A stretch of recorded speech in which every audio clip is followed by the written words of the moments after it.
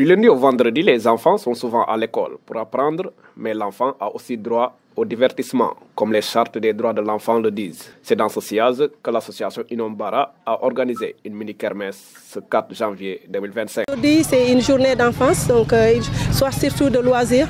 Et les enfants font partie de notre patrie aussi. Donc nous, les grands ou les parents ou les oncles, les tantes, on donne l'exemple. Je trouve que les valeurs humaines sont très importantes. Donc tout ce qu'on donne comme exemple, les enfants vont apprendre. Et plus tard, c'est le futur, quoi. C'est notre futur. Donc c'est à nous de faire l'effort. Donc l'effort, ce n'est pas seulement financier, mais l'effort aussi, c'est humain, c'est les ressources. Les gens, on se présente aussi. Tous ces gens qui sont là sont des enseignants, ils ont des boulots à faire, ils ont des choses à faire, mais ils laissent tout cela pour venir parce que ça fait partie, c'est très important pour les enfants. Donc c'est pour cela qu'on est là. Moi-même, je viens de l'Australie pour venir faire en sorte que cette journée, ça réussit et que les enfants, ils ont cette loisir aussi, c'est très important. La fondatrice de cette association, malgré qu'elle est basée en Europe, mais elle contribue au développement de sa région.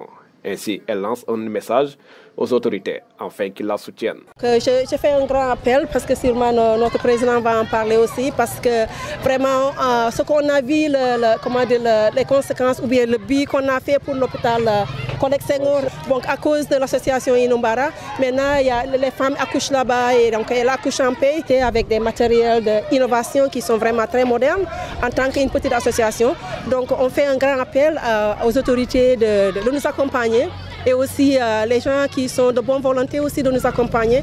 Comme ça, on peut réussir à faire beaucoup plus de choses, pas seulement à Ziguinchor, mais aussi dans les villages qui sont aux alentours, qui ont beaucoup plus de difficultés, je trouve, surtout sur l'éducation des enfants et aussi sur la santé. Donc vraiment, on aimerait un peu plus d'appui pour cela. C'est aussi lancé aux habitants de la commune de Ziguinchor.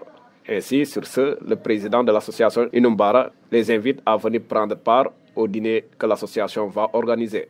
Donc on appelle la population de Ziguinchor aussi à venir à notre dîner, ce que l'on appelle le fundraising.